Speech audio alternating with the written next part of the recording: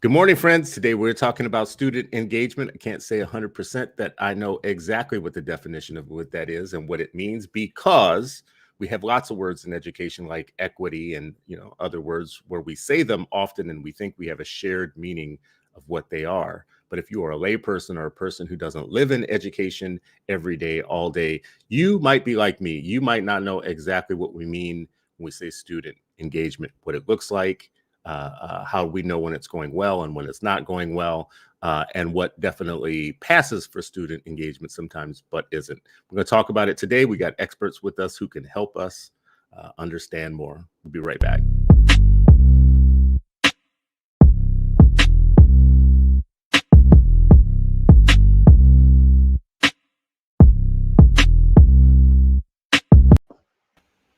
Welcome, friends. It is Freedom Friday, and you are still not free, but hopefully you are freer after an hour with us today.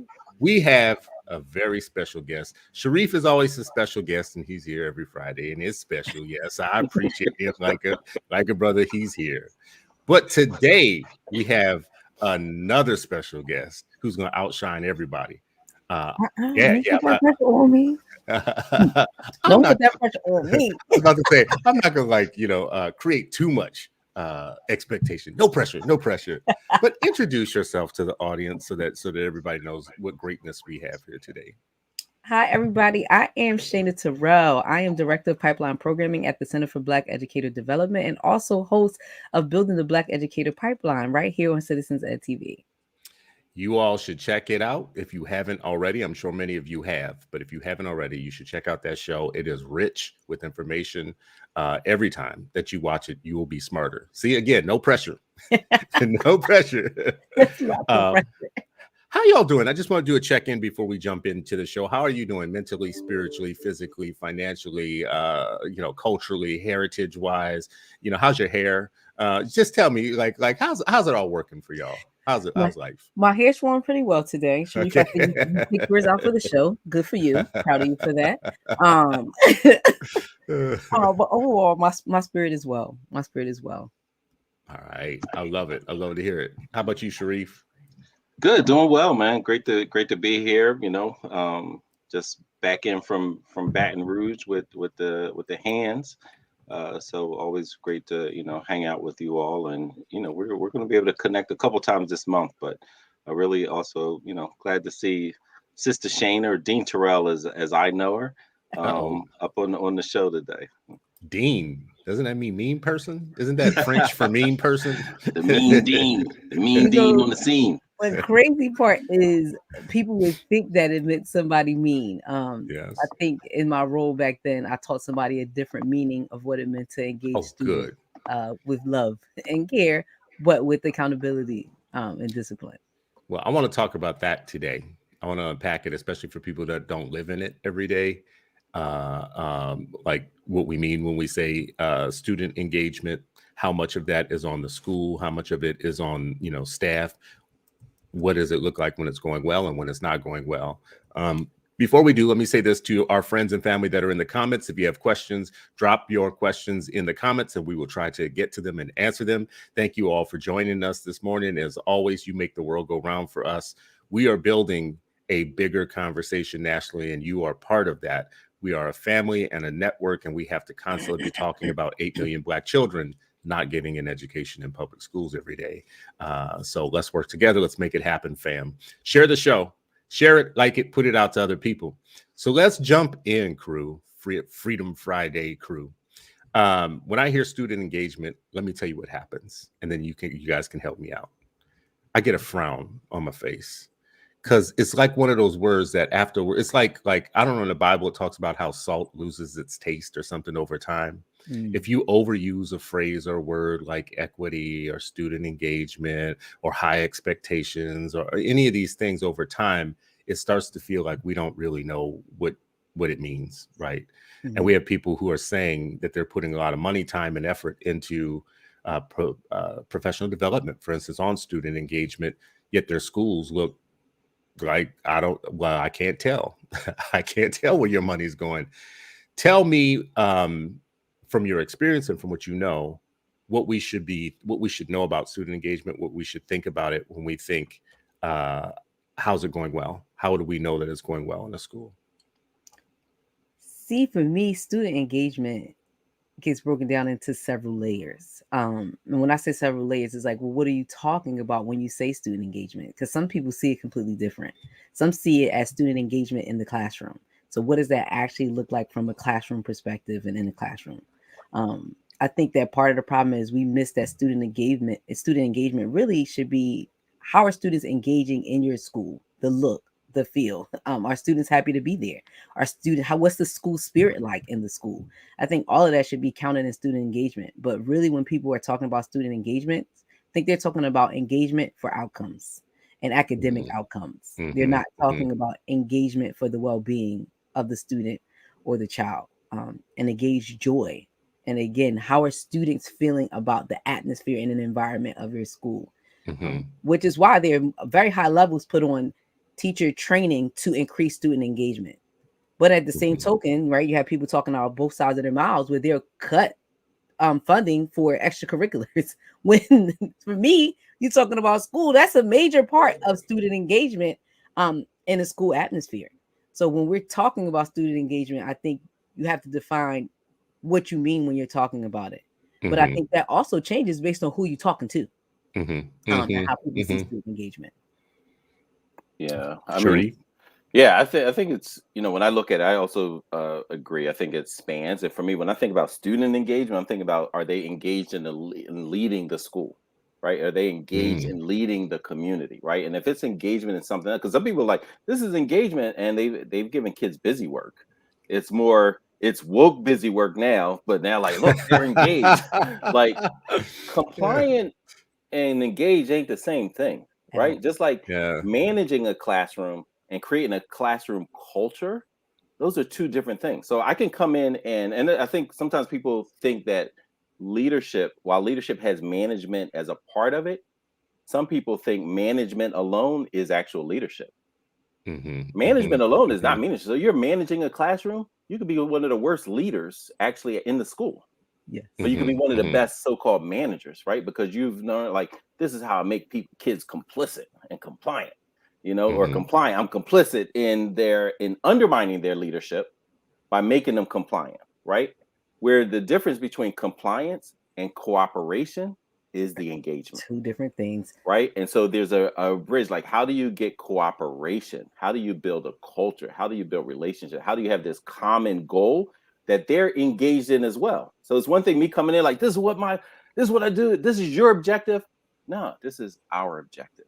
You know what, y'all? Hey, we want to beat up. Mama said knock you out to white supremacy. So how we going to do this, y'all? You're in high school. How we going to do this, y'all? They're engaging in this. Oh yeah. Oh, we're going to do that. Oh yeah, we got to be highly literate, don't we? Oh yeah, we got to be critical thinkers, don't we? Oh, we got to be able to resolve conflict, don't we? That's, to me, is what engagement looks like. And it ain't easy to get to, but when you see it, it's a beautiful thing and it's effective. When you two walk into schools, what are your eyes looking for? Like when you darting your eyes around, you're looking, like, what are you looking for? What clues are you looking for? I always look at the kids. Always look at the kids. That's the first thing my eyes go to, the kids.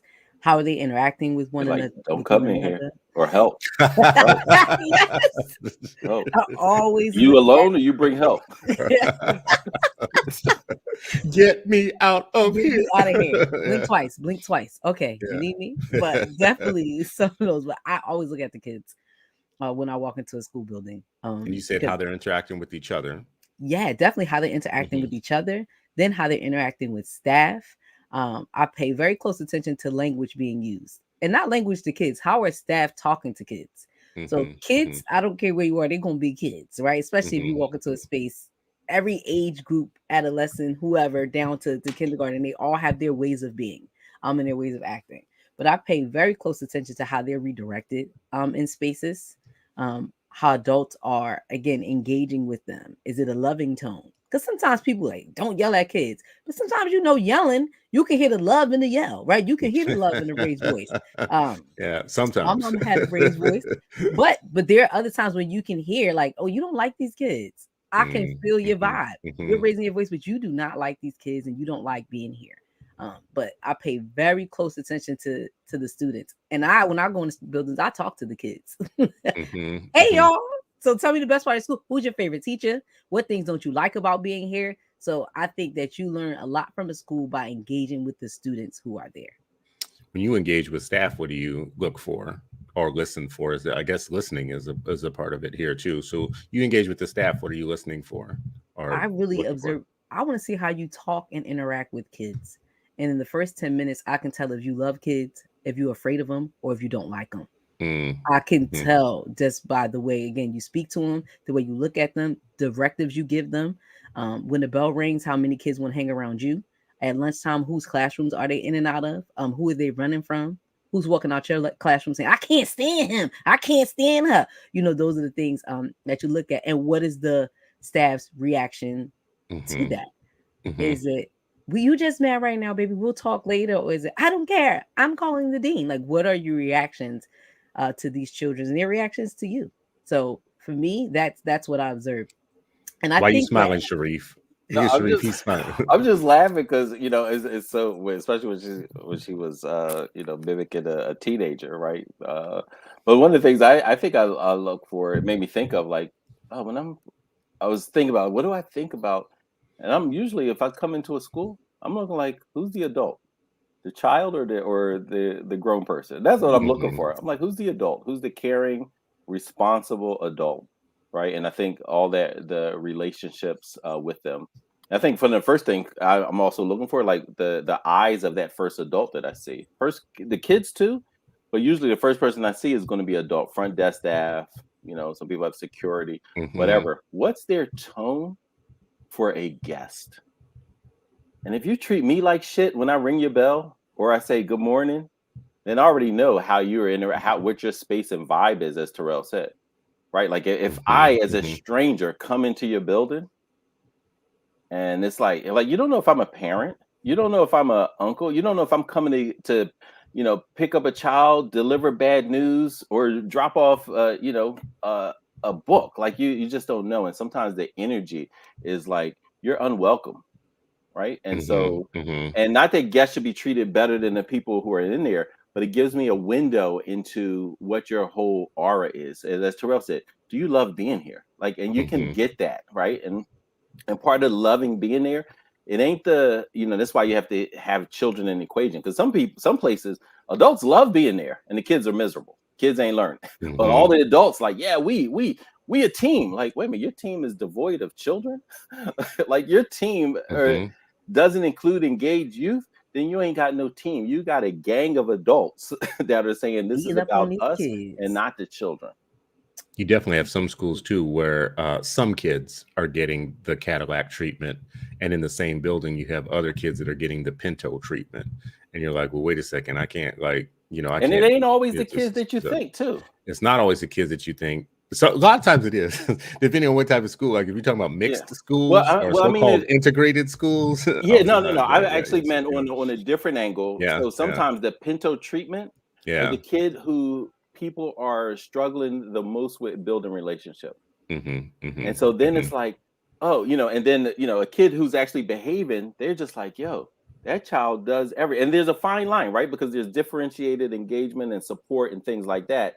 And then I remember when I was in high school, I mean, the cats that did nothing as tearing up, they were, oh yeah, how's everything? Da, da, da. They walk in and out of school, nobody saying anything. Right. Let one of the honor roll kids or somebody, or a kid that was just in the middle, because the scariest part for a lot of schools is the kid that's in the middle, the quiet kid or whatever, that's off everybody's radar, right? And they get ignored unless they, they look like things are askew. Then it's all this pressure and there's something. And then you have the kids who are super, the super athlete or the talented or the popular or the one with the most engaged family that you're like, yo, don't do nothing of that. Like that, they're going to come, right? So it's all these different things. And so how do you make sure that every child feels whole? Every child feels engaged, is an issue. I think if you are, go ahead. I'm sorry. I was going to say, I think people struggle with balancing expectations when you talk about student engagement. I think there's a lot of go-to when people don't know how to build relationships with students or how to appropriately hold students accountable, they automatically go to that Cadillac treatment of, I'm going to give you whatever you want. And then that's going to increase engagement when that's super detrimental to a child. So if you know anything about child psychology and, and what you need to do for children, you don't give in. You do set high expectations with high support, and you continue to, again, support their needs and work on whatever behavioral stuff is going on, or find out the root cause of the disengagement. But I think that is why a lot of our young Black men are severely disengaged from school, because they either get completely ignored or they don't get held to high expectations because they're an athlete or they're this and they're that, which causes a major disconnect from Black boys in school. So if you are just joining us on the show, this is a crossover edition of Freedom Friday, crossover with Freedom Friday and Black Educator Pipeline in the house. So this should be doubly powerful. This is like double black coffee with no sugar and no saccharin. I want to say that Rashad Davis here has a comment. He says that students value and respect relationships. They want to feel like they're partners in the process. And I think to what you said earlier about democracy or democratic, kind of like, are they helping lead in the school?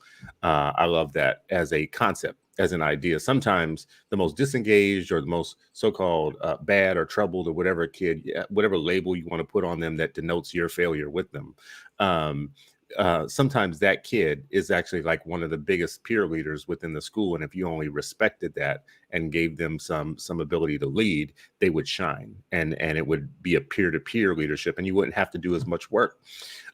William Conrad, Dr. William Conrad says, what are examples of lessons that you have used that were highly effective in terms of engagement? And I think William Conrad is approaching that from, again, a classroom. Like an academic part? Yeah. Yeah. Okay.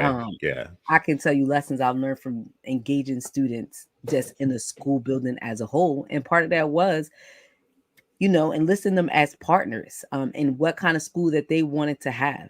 My number one thing, always walking into a school and trying to engage children, I start at the point of joy. And I had gotten a lot of flack for that back in the days, but people saw that it worked. You start from a place of joy, and you start from a place of understanding youth culture.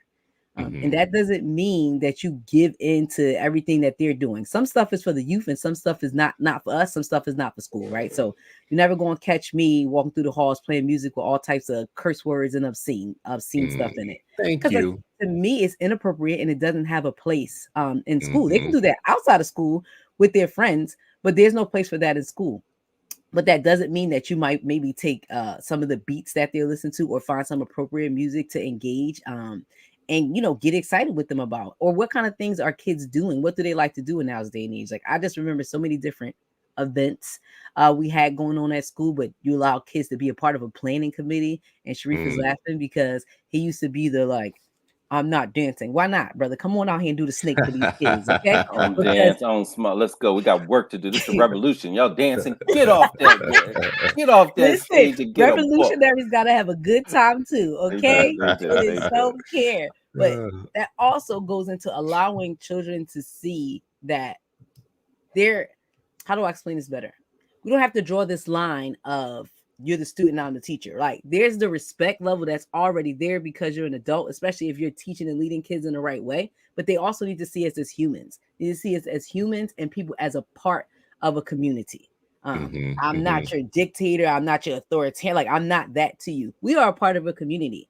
I will set expectations. I will set boundaries. Like, that's my job to do that. And I'm loving you in that. But at the same time, we are a community and we should be a community of love. So for me, I generally start there in working with young people from a place of joy and laughter. Because to me, then it's an easier inroad when I have to lay down the law to kids.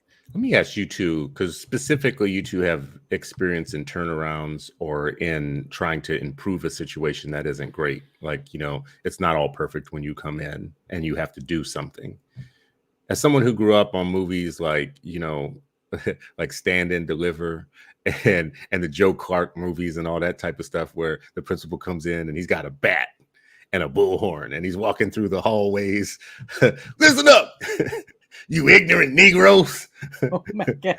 either go to class, or I'm gonna beat you up. You know, Boy. I don't know if y'all remember these movies, but there were Yes. these movies that were very Bruh. much like everything's out of hand, and you got to come in and restore order. So now the way that used to be, the prescription that as society we all agreed with was tough love. You got to come in and whip these kids into shape. There will still be a part of the population that believes that that's what we should still be doing today to some extent, because some schools do feel so out of hand. I have visited a lot of schools that range from like Disneyland schools to schools that look like straight up prisons, right? And schools in between. But some of the ones that are out of hand, you feel like anything can break out any minute. But Like, why is it like that? And this is when no, I it's a challenge good people. question. But if I brought Why is it y'all like in that? on day one, what would you do? Because on day one, Oh, people sorry. still fighting. Because I was Like about they to still get fight. hyped. Like, No, do it. Like, go there. Tell me more, because like you probably gonna ask the questions of the adults in charge that need to be asked. Like, Yeah. well, yeah, the like, adults in right. charge don't need to ask no questions. Adults in charge need to look at themselves. That school is like that because of the culture that you set. So who are you asking questions to? Ask questions to yourself. Have a self-reflective moment on why is my school building like this? Because what we would love to go to is blaming the kids. We would love to go right to blaming It's kids. easiest. So for me, no, when I'm coming in to change the school, I need to look at the culture of the adults and what's set in place, what boundaries and expectations are set in place for children to be able to thrive, because that's generally what's lacking from schools. You don't need to be busting people kids upside the head. And there are some gems, right? So like one of my favorite movies is Lean on Me, right? Yeah, Joe Clark was in there acting crazy and doing all that, but what he did do was set expectations for children where there were none. That gets to the middle or toward the end of the movie where he starts like showing them some love, you know. You want to be on crack? I'm gonna throw you off the roof. Like, that's right. That's extreme. Like, that what? was extreme. He had to give my man Sam's an extreme example. But what he was telling them was like, "You're throwing your life away, son.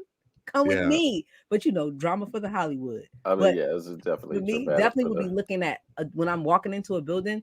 What are the expectations and boundaries set for students to be able to thrive? Like what is happening in this space, and do they have the resources necessary to be able to thrive? And that's just not children, the adults in the building. Do they have the resources necessary to be able to make this school into a Disney? They don't. Yeah, I mean, I would say resources and systems, right? Because I think one of the big challenges is there's so many systems that are actually opposite of optimal, right? Like they don't help support a school. They actually undermine everybody's effort. There's no systems in place to just address challenges, mitigate, accelerate achievement. And it just makes me think, like I've only been a principal in those like turnaround efforts. And my first principalship, I was the third, and I've shared this before. I was the third principal in 6 months. Right, somebody retired in June. New principal came on, retired in December. Well, he was retiring in January, and I came on over the winter break, where I decided to accept. But I did a visit, just to see, like, all right, would I be interested in coming to the school? And the principal there, and you're talking about like adults and adult culture and what adults like, just the culture of the school, like that's the adult's responsibility. And the person said, the principal got on the speaker on the loudspeaker, like the announcement system, at the end of the day, and said, there was these two twins, young black boys. This is middle school, mind you. He gets on the system and says, Derek and Raheem, I didn't catch you today, but I'm gonna get you next week. And hangs up. Like, this is for everybody in this. And I'm sitting there like, what the hell was that? Like, why did you just announce your anger, frustration, and everything, about middle school kids to the entire 800 student population, another 100 adults? Like, that to me, it was just like a small indication. I was like, this is why the school is in the newspaper, for, cultural issues. This is why. Because the mindset of the adults, and when I would watch adults hold hands and pray in the morning and then not teach all day. So they had a little club, like, we're the religious group, and then not teach, to the level that students and children deserve. all that is, those are adults. And Shayna, before she went to Gratz, and Gratz, you've heard me talk about Gratz before, because this is the school that my grandparents went and put their 6 children in, my paternal grandparents. Like that was the school closest to their home. And they didn't put their children there back then. Right. And so then this was a turnaround effort. And when there were visitors coming to the school just to see, like, all right, what were some of the challenges? Is this going to be a turnaround effort? Is it going to be, part of this, Renaissance charter movement? Kids were playing dice in the hallway. Geez. Come on now. This was like a no. This is and adults walking by. They go into a classroom to observe, and the teacher, to show his adamancy about how this turnaround effort was horrific and just bad, and I'm with my union and we're against this. He was reading a paper when they came in and never put it down. And so they're in the classroom to observe, just like, what does instruction looks like. And the kids are like, yo, we got visitors. And he doesn't respond. He keeps on reading. Wow. And if you'll do that. So that means, and somebody's coming, then we know what's happening for kids and instruction and all of that. And this is, mind you, people are like, we love this school. This is don't do this, don't do that. And just like, and then I would just want to quickly address the other side of the Democratic, because there's some people who, like, they don't believe in expectations. They just believe in democracy.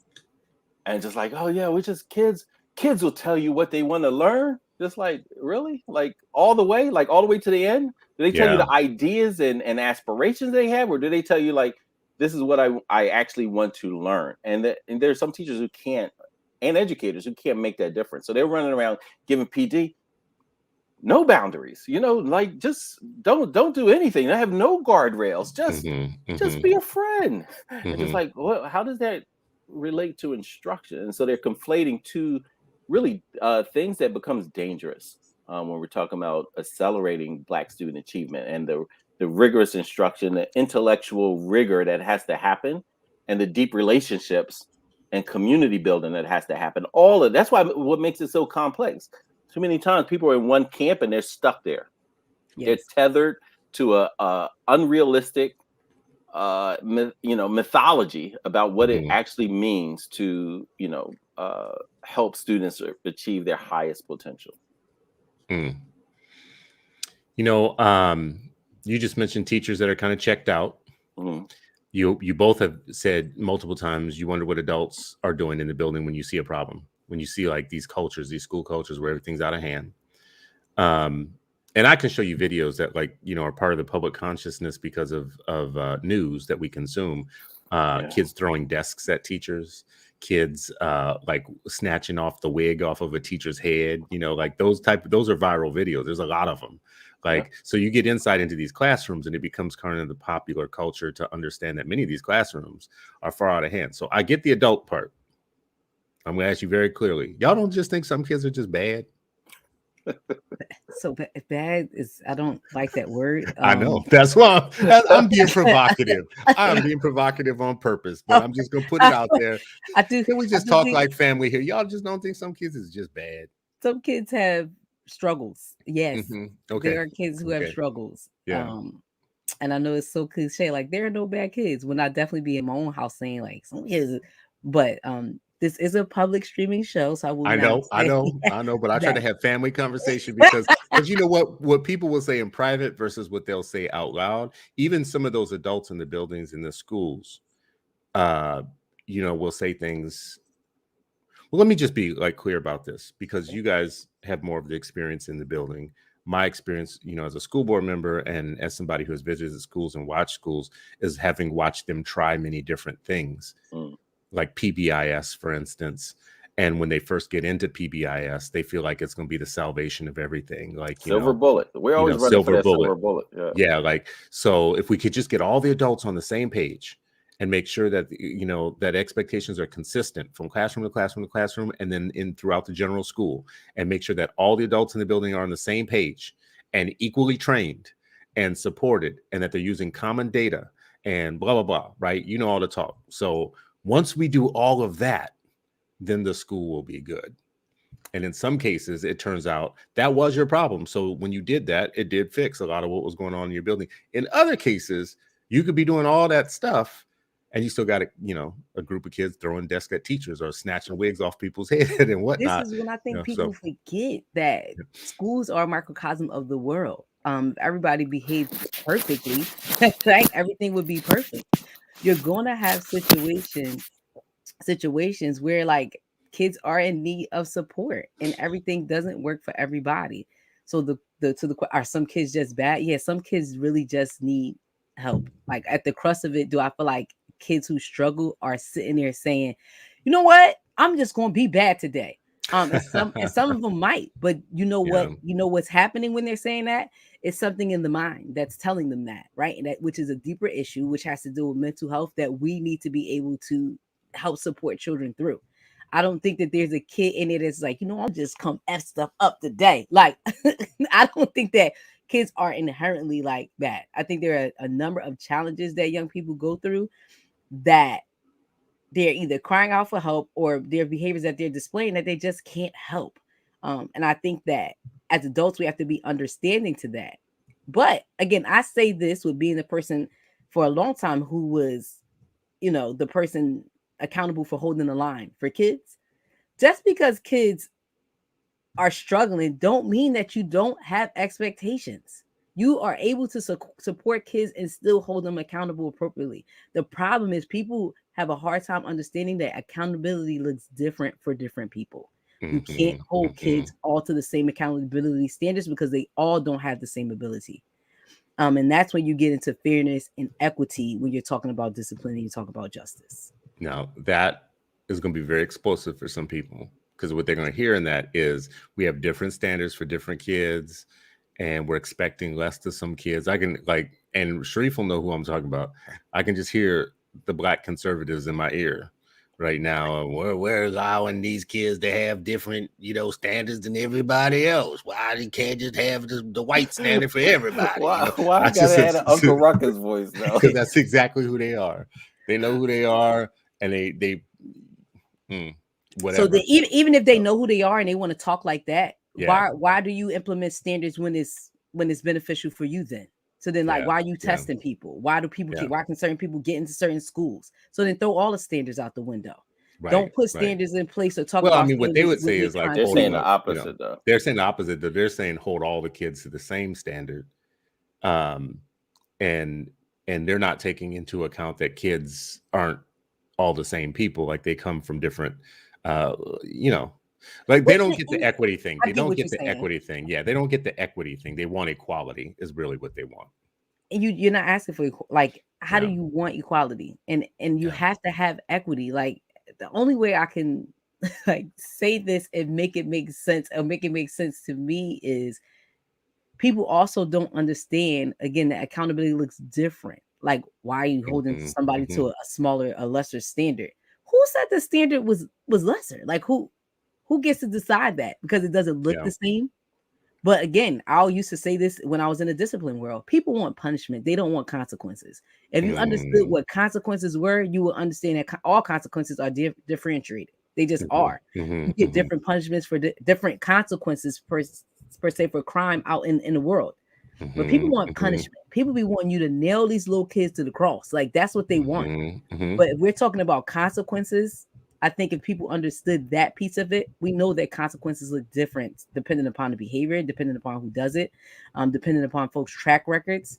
How I used to explain to kids sometimes the system, right? Like with me as a dean, you got money in the bank, meaning if you're doing this positive thing for your community, you're doing that positive thing for your community, you're making these deposits. You're making these deposits.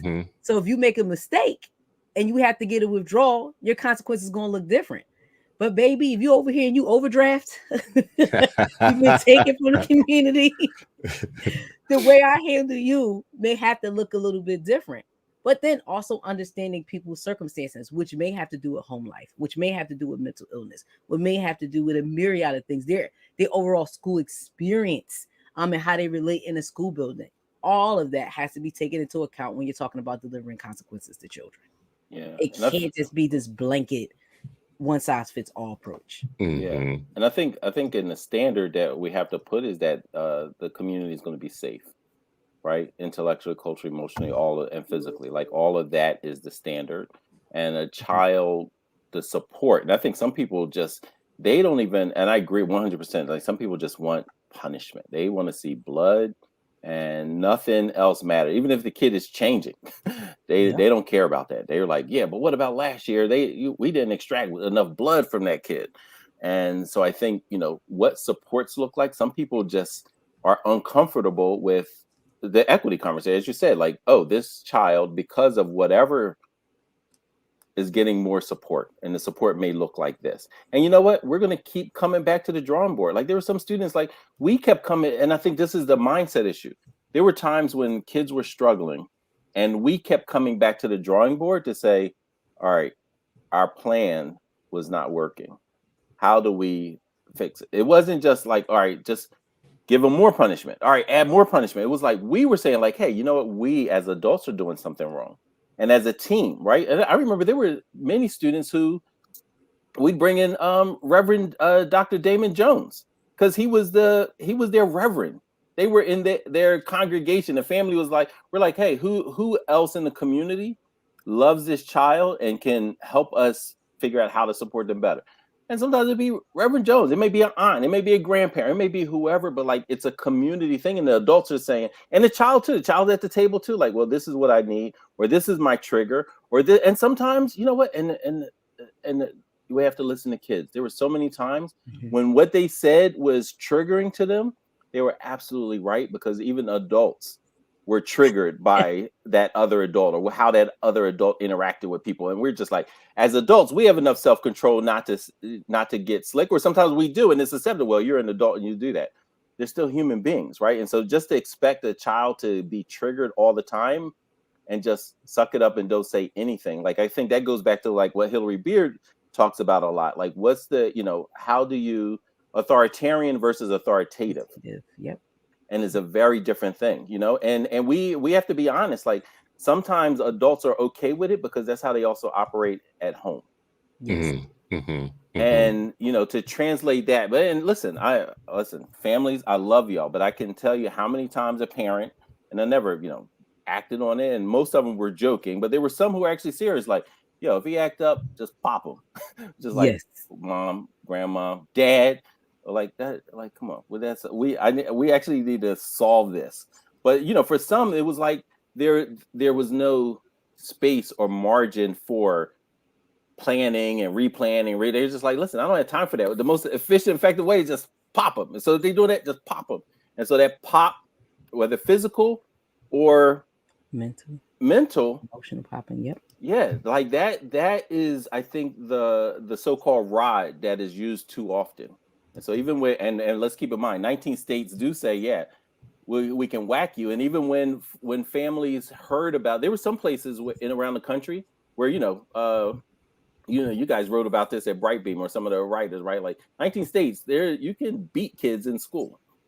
And there were I think it's down to 11 now. Okay, great. And then 11 states you still can legally do it. So places where they wanted to end that, some families like, no, like there were Black and brown parents, even though most of the staff were white. And I'm just like, I'm still trying to wrap my head about, some white man spanking a Black girl. Like, I'm just like, oh, like it just gives me all kind of stuff. But there were families who were saying, like, no, like that's we want a school that institutes this. But then when they were showing the data and like, mom, dad, like, it's just like policing outside. The first cops that kids actually interact with are educators. That's the first cops they interact with. They're showing the data, and it's the same trend. It's only these Black boys and girls that's getting beat. It's only these Black and brown. Same incidents. Incidents are the same number with them and the white kid. It's only your child getting beat.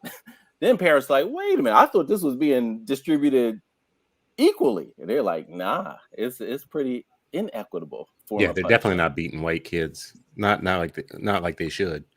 So like listen. What do you mean like they should? Oh, I'm sorry. Did I say that out loud? Like, no. So here's my situation. Earlier I asked jokingly, do y'all think they're bad kids? Right. So and Shayna, you said that schools are a microcosm of society, which means in society we have some troubled people at all different levels, of all backgrounds, of all races. So this entire conversation that we just had, I can almost guarantee that people listening to this conversation thought that we were talking exclusively about Black schools, Black people, Black children, children of color, children in poverty or whatnot. And no one listening to the discussion up until this point, 40 minutes in, no one in their mind was envisioning white suburban schools or white schools or schools with mostly white children or whatnot, or white rural children, right? Yeah, I can guarantee you that anybody person in the White House, so of course they. But I can guarantee you though that nobody was listening to this conversation as they were doing mental pictures and doing mental pictures on white schools. But this is why I think it's important to put that up. Yep. First of all, y'all got to stop acting like middle-class white people and college-educated white people and white suburban people don't have bulimia and depression and alcoholism and domestic abuse and child abuse and child neglect and suicide and depression and bullying and mean girl syndrome online. I could keep going down the list. Y'all got to stop pretending that everything that we're talking about is a problem with us and with, or that they're not disrespectful and defiant. Disrespectful, defiant, sometimes entitled to the point where they like give teachers such a hard time about anything. Some of them driving better cars than their teacher and let them know it every single day or whatnot. So y'all got to stop acting like this is a Black thing. You also have to stop acting like there wasn't just a TikTok challenge that challenged kids to damage things in their schools or to steal things from the schools.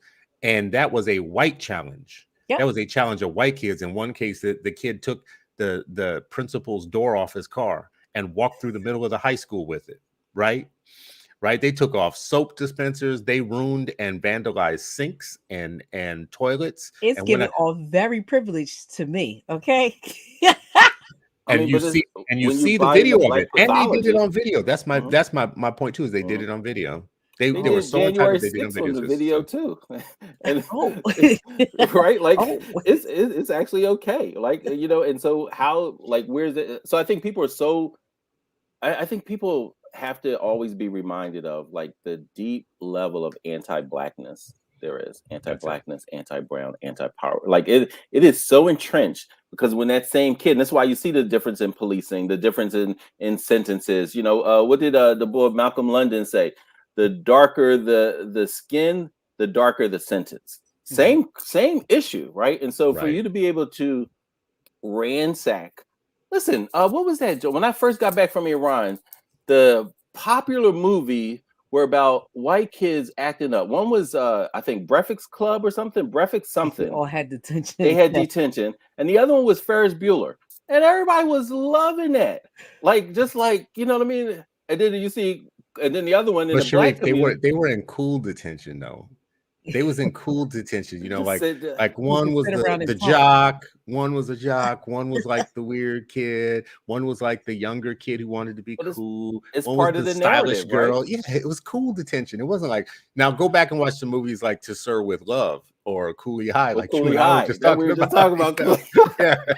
I'm gonna watch that again this weekend. I've not seen that since the 80s. But like, there's a narrative, right? And you even see it in pop culture. Like, oh, this bad kid, they just need to be understood. This bad kid needs to be punished. One is darker than the other. One has melanin, one doesn't, and that continues throughout. I've been fighting this comparison because I have experience with white schools. Having one right now. And this is why at the beginning of this conversation, I pointed out it's the adults, and I look for how the adults treat the children.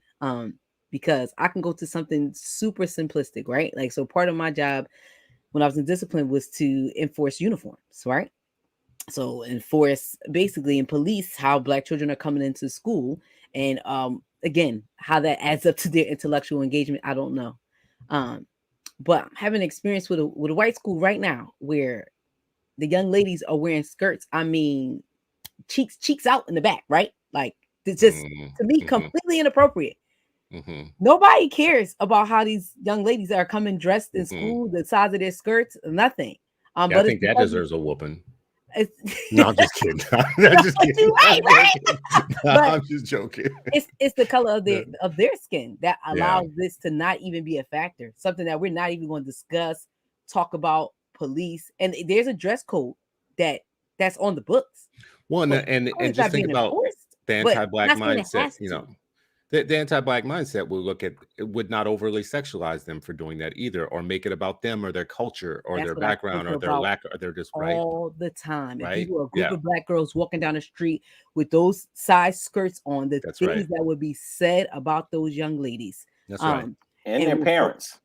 yes, Their culture, their parents, their culture, their background, everything.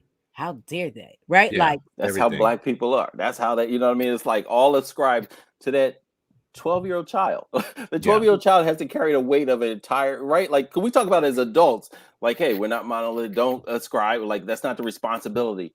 But in schools, that is exactly what happens. And that, just think about that responsibility and what that, when we talk about like Black folks dying early, is because of these things, the racial stress. That if you just think about like what a lot of times we're talking about like adults and the workplace and we're in this and that and how challenging it is to be Black in America, and then periodically we'll tell a story about a kid in school. What I want us to reframe it is that racial stress is felt by 3 and 4-year-olds. They don't have the words to articulate it, but they have the experiences that are consistent, right? There is a pattern, right? And so when people are like, we don't need to talk about stereotypes, we don't need to do this, or we don't need to, or the as you described, Black conservative who's saying like, oh, just do this. They for some reason they want to ignore all the patterns, all the trends, any other time they want to talk about data. Yep. Any other time they want to talk about data until you say, well, let's look at how this data They never want to talk about data. They want to talk about selective data. Exactly.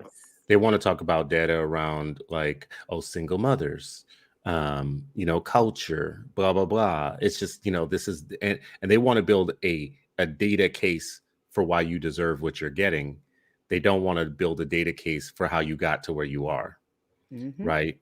So what we need to continuously do is help them out, because they God touched them in a way to where only half their brain works, and it's the half that hates Black people, right? So if God touched you in a way where only half your brain works and it's the half that hates Black people, it's incumbent on Black people to help bring you home and take the raisins out your potato salad, right? Like let me remove the raisins from your potato salad because you obviously stupid, and you don't understand your own people. Because we got to start calling things what they are. Like, just label things what they are. We'll save ourselves a lot of time if we stop trying to talk fancy around all these things. You have stupid about the people you're talking about and you got to stop doing that, because it's hurting. When adults have the wrong attitudes about our young people, it actually creates generational damage, because now you have done something to that young person that's going to carry on with them after you.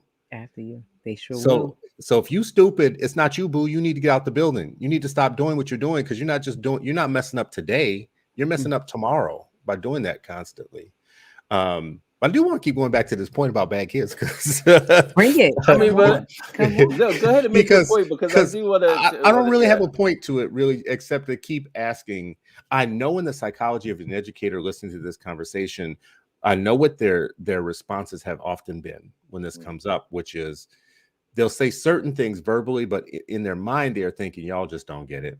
Y'all can say all this stuff if you want to, but you need to come to my school. This is what I've heard a lot from people. You need to come to my school and see our situation. We love our babies. We're doing everything we can for them. We are like, we are like reading on the weekend about how we can be better. And we're doing everything. We did all the things. We saw Bettina Love 5 times, and our kids are still bad. Right. They still tearing up the building. But right. That's it. But we went to Bettina Love 5 times. We did everything. We did the PD. We did and we care, and we love these kids. So in their mind, they're kind of thinking like, you guys are unrealistic. Like, you guys just don't get it. We did all the stuff. I mean, that's the thing, but they're not actually listening to Bettina, right? Like, so their cups are.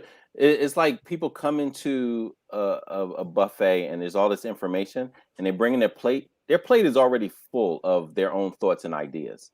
Oh, okay. It's already full. And so somebody adding something, it's not really sticking. It's falling off. If you can come from anywhere and then say, yeah, but the kids are still bad. And here's the issue. And I agree with how Terrell described it, right? Like, there are some students who struggle with certain things more than others. Absolutely, 100%. The challenge is that a lot of people mindsets, that struggling child is actually because of the melanin in their skin and the communities that they come from, which means they can ascribe that to all of them. So instead of saying, oh yeah, we have to provide additional support for 1 to 4% of our children, 1 to 5% of our students, 1 to 10% of our students, instead of saying like, yeah, this is how we're going to add support, their mindset is so constricted. It's like Black kids are bad.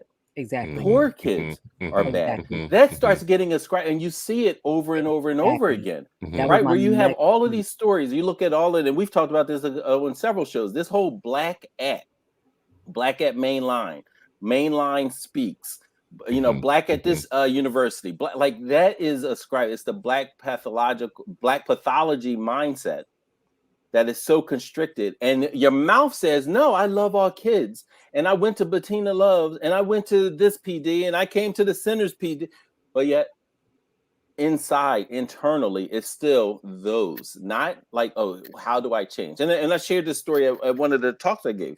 If a kid can recognize, if you go into all these workshops, all these book clubs, all this stuff, and kids can't notice, your Black colleagues can't notice that you've gone through all of this, except what your mouth says, this is where I went, this is what I read, and they see nothing about your actions, they see nothing about your relationship building, they see nothing about how you unit plan. Show me you listen to Bettina Love in your unit map and your lesson plan. Show it. That's where I want to see it. Well, I you know, and Shayna, I'll bring you in, but I just want to say this much. I actually think this is the problem with the Bettina Love type of educational situation, like in terms of training, and I think educators have a history of finding talisman for every era of time.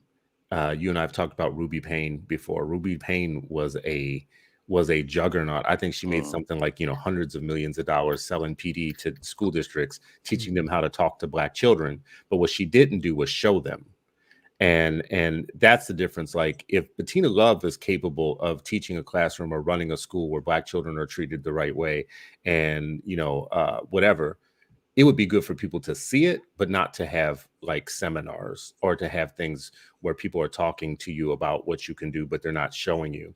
There is a big difference between people getting in buses and going to schools that are run well and seeing it firsthand, and maybe even engaging in it in some ways that they can remember, muscle memory or whatnot.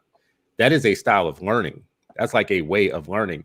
But seminar learning is not going to help people who are already really deficient in their craft. They actually need experience and practice and need to see it firsthand. You work on this a lot. Like, a lot of people are coming out of teacher prep programs saying exactly what you've been saying for a few years. They're telling you up front, I was not prepared to do this job. I literally, my student teaching didn't help me. My whatever it was that I was supposedly getting didn't help me. And my thing is, I've seen some of the best schools actually cemented my racial bias. Well, yeah, like that's my point. Is you've created new races by throwing them out there in there. But I have seen schools, and I can point them out. I should, you know, I'll put it this way: I've seen schools where the majority of the staff are veterans and are knowing what they're doing and whatnot. And they get a new teacher in, and that teacher is not given full reign right away. That teacher becomes better over time from being within the system, because they don't expect people are getting trained. They have their own system of training internally. Like, some principals are smart enough to know. Twitter would say that's terrible. Just let every teacher have full autonomy over these Black kids. Like, that's what the Twitter folks say, you know. And some principals will tell you, not if you want to run a good school. A principal is like, I need to set a coherent educational philosophy. I need to make sure the entire staff is on board and understands it and gets it. And when they don't understand it or get it, I have to make it's my responsibility to get them up to par, so that they don't become a cancer to the team. So when you get new teachers that come in the building or whatnot, they're suspect for a while of like whether or not you're on board, like you get it or not. You can't just be throwing everybody in. I don't think seminars can fix what practice has to do. Like, practice has to do some things. Like, you have to practice some of these things over time, because we have whole industries of teachers going to weekend seminars or book clubs or reading books or doing certain trainings or whatnot, and it just doesn't feel like it sticks. I think because there's a focus on the wrong things. And I think that some people who go to seminars, who go to conferences, I think that they are, taking in things, and I think they are trying their best to be the Bettina Loves of education. I think the real problem is that we start at a deficit when it comes to student engagement. That's where people start, and sometimes that's where they stay. And for me, that's extremely problematic. So even when you're talking about from student engagement to the classroom to how you're engaging with students in your entire school, generally, if you look at schools, the percentage of kids that people quote unquote think are bad are a very small percentage of the student population. That is not reflective of about 80 to 90% of the students. So why are we focusing there on the deficit that happens? And then when you begin to focus on that deficit, you are now missing opportunities and lacking engagement for 80 to 90% of the other student population. So for me, that is what becomes problematic. So you're going to these weekend conferences to learn how to engage your class as a whole or the student population as a whole, or you're going to continue to focus on that 5 to 10% of students who are in need of extra support and that you can't engage. So to me, that is what becomes problematic and repetitive. That point I love, and let's drive it home just in that I think people over-index. They think it's everybody. What you just said, like it usually is a smaller group of people that need help and additional, and that's what equity is about, finding those people and getting them the help that they need, right? But other people universalize it. They like awfulize all of it. They don't see any such thing as a Black gifted kid sitting in that same class or a Black kid that doesn't have like trauma at home. I think we participate sometimes when all our kids are traumatized. Not all our kids are like we are, but all of us don't handle it in the same way. Right. If you're Black in America, you're traumatized in some level. You can't help not to. Like, come on. You can't help not to, bruh. Jack and Jill ain't as traumatized as people want to make out. Jack and Jill, I think some folks who get to those spaces and oh my gosh, the conversation y'all were having yesterday. I was in the airport and I was any other time I'm like, yo, leave on time. Yesterday I was pissed the pilot was actually on time. I'm like, I'm listening to like I think some of the folks who get to that bourgeoisie class are actually they masked their trauma and turned it into they've actually internalized anti-Blackness, which is a example of trauma in itself. If you've internalized that and people are feeling your lash because you're like, I want to hold the lash, I want to be able to be in this space. That's trauma. You just how it manifests is differently. And I want to hold up the guard, hold up the guard for my Negro peons just a little bit. just let me hold up the guard for them for a minute. I don't know that it's exactly trauma. In some of their they do some parental defensive stuff. Like this is why you have Jack and Jill. They want their kids to grow up amongst people that are on track to do some things or whatnot. But they have a distinctly Cosby-esque Black way of doing it. It's not like they're trying. Some of them might be trying to keep up with the White Joneses. Many of the rest of them have a Cosby-esque HBCU way of seeing the world, where it is a portion of the petty Black bourgeois. Yeah. It's still Black though. I just want to put that in there. They are. It's a way of being Black. Yeah, we're all Black, and this might sound like all kumbaya too, but when you talk about folks being traumatized, we're all traumatized on some level, just as humans. And it goes deeper. Yes, being Black in America. So I understand both of your points. Sharif saying like, if you Black in America, you traumatized, and what Chris is saying is what I often think about sometimes with my own son. He is shielded from some of the craziness of Blackness that the world creates for Black people because of the household he's growing up in with the parents that he's growing up with. So I say to him sometimes, like, what you angry for? You got grass outside, you got a pool in the back. You ain't got nothing to be mad about. You ain't walking. I'm so glad you. Oh my God! Thank you very much. I think it goes deeper than. I think there's a spirituality to it that, like, we can't just look at the physical form. And I know I don't want to go all esoteric and everything, but I do think there's there's a spirit. Sorry, is that my echo? There's a spirit and a psyche that is constantly being assaulted. If you have a pool or not, if you have money or not. And I agree. Like in certain circumstances, you are shielded. I agree. I want to agree with you, but as you're talking, I agree. I'll say this: some of our kids have affluenza. Some of our kids really do have affluenza. Agreed, 100%. I agree, but being a parent of I don't know if we got affluenza because I stay close to the hood. I'm in the street every day. Yeah, but saying that, I think that he does experience a different as a young Black man. he still experiences a different level of trauma. And I'll say this, being sometimes in a space where he is the only, being sometimes in a space where he feels like he has to carry the weight, or coming home to me and telling me about an incident that happened. And I said, so what did you say? Why didn't you speak up? Right. So there are different That's levels. trauma, because that might not even be his personality, and you're direct. You're like, why aren't you being direct? You know what I mean? He's like, that's not really my style, but okay, I'll make sure I. You know, but I'm agreeing with you that there are different levels to the trauma game. But I understand as well what you're saying, Chris. I would just put it this way: what y'all are saying is a psychic trauma that I'm sure some people in the hood would gladly trade their trauma for the trauma that the bougies are having. Like, oh, that's trauma. Yeah, give me their trauma then. Let me have their wearing thousands of dollars worth of clothes. I was just going to say that. How many of those families you've spoken to around the country, Chris? Like, yeah, I thought that school or that white school was going to be better. I want that trauma as opposed. And then when they get there, they're like, oh my goodness. Yeah, but they're not trying to go back. That's the whole thing. No, I think that's an assumption. But you're also making an assumption that they're not trying to go back, and you're also they're really not trying to go back. That's an assumption, and I'm speaking from a personal standpoint. I would people gonna think I'm crazy, but I would take living in the hood any day of the week than where I'm living right now. Why? Because I feel safe, I feel comfortable, and I feel like that's where I feel safe. I do in the like in the hood. When I tell you that's gonna be a whole another episode, I've never felt safer. We doing this episode. We doing this episode. Unsafe around here because let me tell you something. There's this thought process that when you live in hoods, you live amongst black people, it's all this killing, shooting. But you know what happens in these communities? I got to be who's a rapist because I don't know.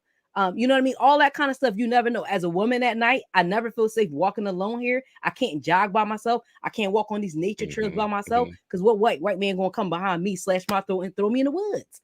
That's a real feeling, a real traumatic feeling. Whereas I feel like in my hood, I know the people here. I know them. I built relationship with them. I talk to them, so I feel safe going out. Whereas I have neighbors all around me and barely know any of them. I daggone sure don't know their kids' names. Makes you run faster though.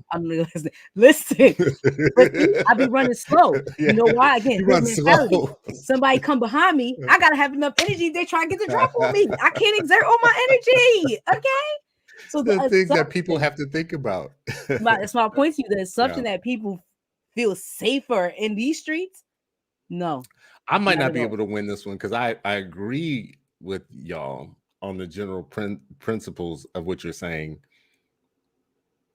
I do feel that amongst some select groups of black folks who have built a life, and social situations for their kids to shield them from a lot of things, and they have the resources to do it.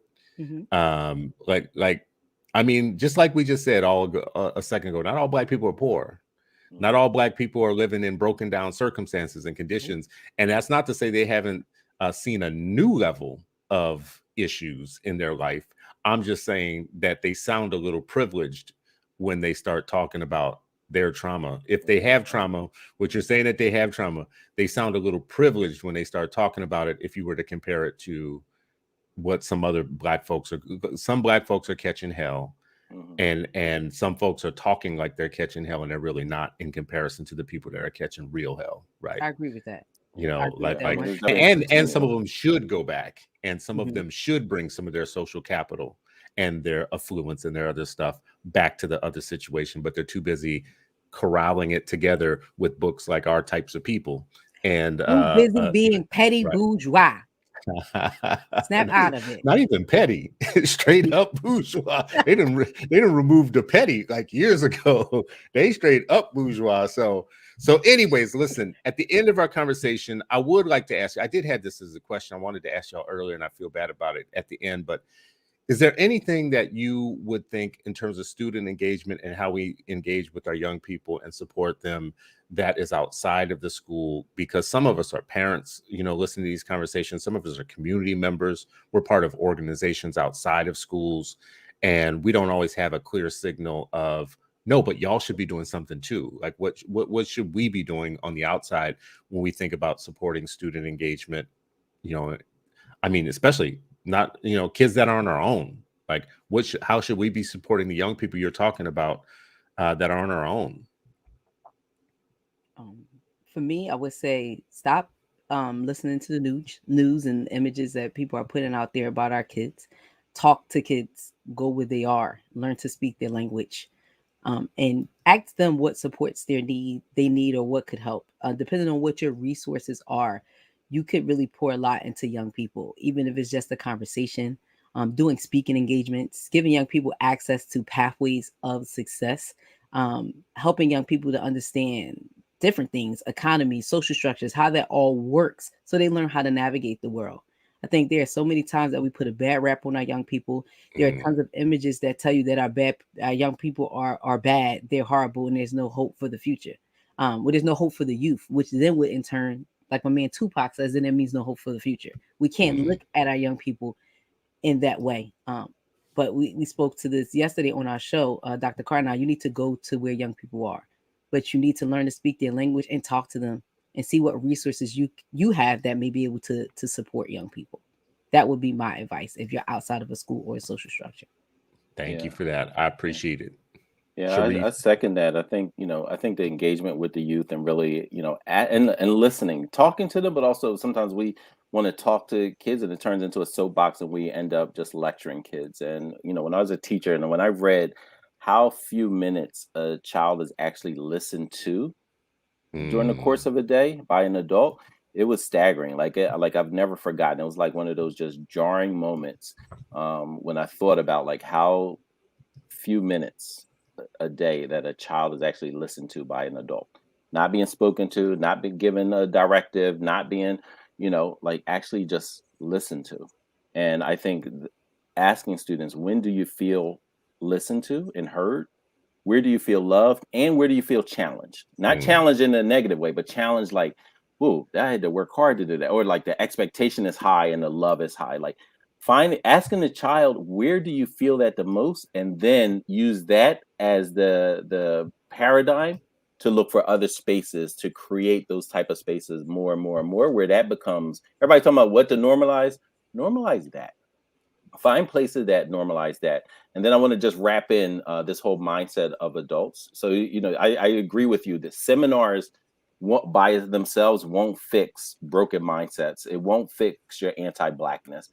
Seminars are supposed to be just a prick of consciousness for you to start the work, and too many people go to seminars and think that's the end of the work, like that is the summation of me being just racially and educationally. I went there, or I go have this book, or this is what my library or my listening tour. While some people are on speaking tours, some people are on listening tours. It doesn't fuel action. And so at the center, one of the things that Taylor Howard and Dr. Seaton and the team are looking at is, what does the 70-20-10 look like when applied to educators? And that 70-20-10 rule is like 10% of your learning is from coursework and training and seminars. 10%. 70% is actually from the challenging assignments and experiences. So the work that you're doing and getting feedback. And some of the feedback should be students and families saying, this is how I experienced this. This helped me learn. This helped me, be able to, understand this concept and be able to apply it. Too many mm, people are applying the 70 to the 10 and mhm, thinking that, 70% of my mindset about Black children will change if I go to a seminar.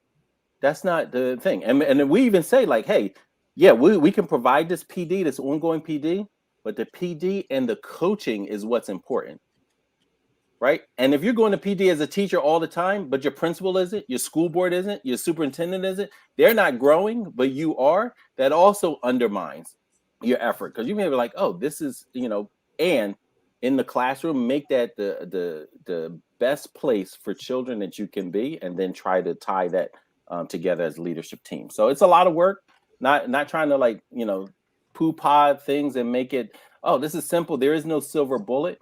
But if I had to choose a silver bullet, it'd be the right mindset about Black and brown children and the families that love them. mm. Ain't nobody got time for that. Anyways. And Terrell, I gotta say, I always love when youngins can quote real hip hop. So the fact that you put in Tupac in there, you know what? I don't care what they say about you. Sharif. Not only did she say that, but earlier she said she spoke my language, and she was talking about, now we don't need to be, replaying in the schools the hip hop that is problematic. Right. Yeah, we don't need to be participating. Listen, if I could have more people say that instead of trying to go the other direction, the genocide rhymes. People trying to go to like the other direction. So I love it. I will run up on the stage and pull a plug on a performance. Thank you. When it is inappropriate for children. Thank you. That's what we need. We're not doing that here. That's what we need. We need a little bit of Joe Clark. Anyways, I'm pulling the plug. Listen, this is what I heard today. The mindset of adults matter very much. And when you think about student engagement, that's mostly an adult question. It's mostly a question about what adults are thinking and how they're acting and how they're behaving. I heard some of your red flags that you look for when you go into schools, how students engage with each other, how they're talking to each other, what the language sounds like, even if there are raised voices. Is there love in the raised voices? Is there joy in the atmosphere? So these are all things that I think that people should get more and more specific about. Rather than saying student engagement, they should start saying these things, like these are things that we're looking for in our schools and with our young people. The seminar thing, I do want to stick with the point that, as a school board member, where we used to have to sign contracts for people that would come into the district that were going to fix our problems and fix our schools and help get our teachers the right mindsets or whatnot. If those teachers did not have an opportunity to practice things, we would be signing those contracts every year, and someone would come in and give them a different spiel. And, they'd be having courageous conversations and angry, hostile meetings and all kinds of different things happening at different times. And the next year we would sign another $1 million contract with someone else who had equity in their name, and they would come in and do rinse, wash, repeat, and nothing was improving for our kids. Our kids were actually, in some cases, our numbers were going the wrong direction constantly year over year with our Black kids, our poorer kids, kids that needed better schools and better attention from adults. And yet we were paying all this money. We kept signing these new contracts. And the main problem really was the teachers would go to something and feel amped up for a period of time. No, let me just stop this. They would feel best about the trainings that didn't challenge them much. Yes. Those are the ones they would feel the best about. Oh, that was the best training ever. This was amazing. Oh my God, this was great. And it'd be the ones that they would oftentimes protest the ones that challenged them too much, that made them do too much work, self-work and blah, blah, blah. And even in those, all the ones that they did, if there was nothing left for them to practice or do over time with someone who could coach them and show them how things are done, then it was really for naught. Dang, you sound like you work for the Center for Black Educator Development, bro. We appreciate you. That's one of the best ads. Like, you know what? Fire our communications. I'm trying to get a job. Hiring Chris. I'm trying to get a job. Y'all know I got no job. That's exactly the framework that we're operating in. Thank you for saying practice and application. Practice. We're talking about practice. We talking about practice. And you know what? And we talk about praxis. We talk about praxis, right? So let's really say it. We talk about praxis. And Shayna, to your point, this is where the affluence I really do think comes in, because you said, we got to start listening to children and you got to hear them. And Sharif said the amount of time that we listen to our kids and blah, blah, blah. We listen to my kids too much. All the time. All I hear is my kids. All I hear is their voice, their cares, their wants, their needs, their dreams, what they want for today, what they want to eat, what they don't want to eat.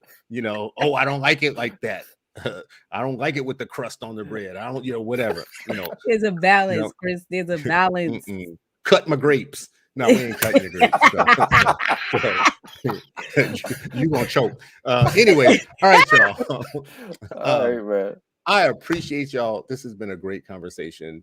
For folks listening and watching, please share the show. We appreciate you coming back every week to discuss our children, because you know what? We get involved in many issues. We talk about many political issues or whatnot. And somehow the issues affecting our children always fall to the bottom. They always fall off the table. We talk about criminal justice, and that's so far upstream. We talk about policing. We talk about voting. What politicians we should be for or against, climate change and everything else. And somehow, some of the people that push all those issues, education is the one issue that seems to just fall to the floor underneath all their agenda. And I don't know why it is, except for that kids can't vote. That's what I think it is. So let's be the ones who are going to speak for people who can't vote. Let's keep the conversation, keep the heat on, and have these conversations. We appreciate y'all. As always, this has been another episode of Freedom Friday, and you are still not free, but hopefully you're freer after spending this hour with us than you were when we began. We appreciate you all.